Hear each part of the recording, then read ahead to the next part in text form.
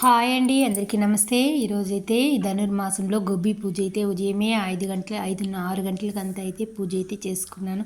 స్నానం చేసి ముగ్గు అయితే ఇంటి ముందు ముగ్గు పెట్టుకొని గొబ్బెమ్మకు ప్రదక్షిణ అయితే చేసుకుంటూ సుబ్బి గొబ్బెమ్మ శుభములనియ్యవి, సుబ్బి గొబ్బెమ్మ సుఖ సంతోషాలనియ్యవి అంటూ గొబ్బెమ్మను ప్రార్థిస్తే, ధనుర్మాసంలో ఆ గొబ్బెమ్మను పూజిస్తే అన్ని కోరికలు తీరి సుఖ సంతోషాలతో అయితే ఉంటారంట. దీనైతే నేను కూడా నమ్ముతాను. నేను కూడా ప్రతి సంవత్సరం గొబ్బి పూజ అయితే చేసుకుంటాను. గొబ్బిమ్మని మనం ఏది అడిగితే మనకు అది ఇస్తుంది అనేది ఒక నమ్మకం. ఇప్పుడైతే గొబ్బి పూజ అయితే చేసుకున్న తర్వాత ఈరోజు మంగళవారం కాబట్టి కందిపప్పు పైన దీపం అయితే సుబ్రహ్మణ్య స్వామికి దీపాన్ని అయితే వెలిగించి తులసి దగ్గర అయితే స్వామికి ఎదురుగా అయితే ఉంచేసి గొబ్బి పూజ అయితే చేసుకున్న తర్వాత ఈ దేవుడి పూజ అయితే చేసుకున్నాను. గొబ్బి పూజ ఫస్ట్లో చేసుకునేసి మళ్ళీ ఇంట్లో దేవుడికి అయితే పూజ అయితే చేసుకున్నాము. ప్రతిరోజు ఈ విధంగా అయితే మా ఇంట్లో గొబ్బి పూజ అయితే చేసుకుంటాము. మనం ఏది అడిగినా ఇచ్చే ఆవరాలను ఇచ్చి ఆ తల్లిని గోదాదేవిని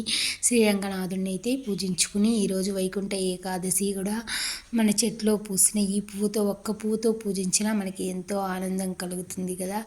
అలాంటి జాజి పూలతో అయితే ఈరోజు గొబ్బెమ్మను నా ఇంట్లో లక్ష్మీనారాయణ అయితే పూజించుకొని శంకు పూలు ఉన్నాయి, శంకు పూలతో కూడా అయితే పూజ అయితే చేసుకొని మన ఇంట్లోకి ఏ విధమైన నెగిటివ్ ఎనర్జీ రాకుండా ఉండడానికి సాంబ్రాణి ధూపం అయితే వేసుకోవాలి అనేసి నేను ఇక్కడ దశాంగము, సాంబ్రాణి, గుగ్గిలము, జటామాంసి అన్నీ కలిపి పంచదార, నెయ్యి, ఆవు నెయ్యి అన్నీ కలిపి అయితే ఒక డబ్బాలో అయితే ఉంచుకొని ప్రతిరోజు ధూపం అయితే వేసుకుంటూ ఉంటాను. ఇంట్లో ఏ నెగిటివ్ ఎనర్జీ రాకుండా ఉండడానికి అయితే ఈ విధంగా ఇంట్లో ప్రతి చోట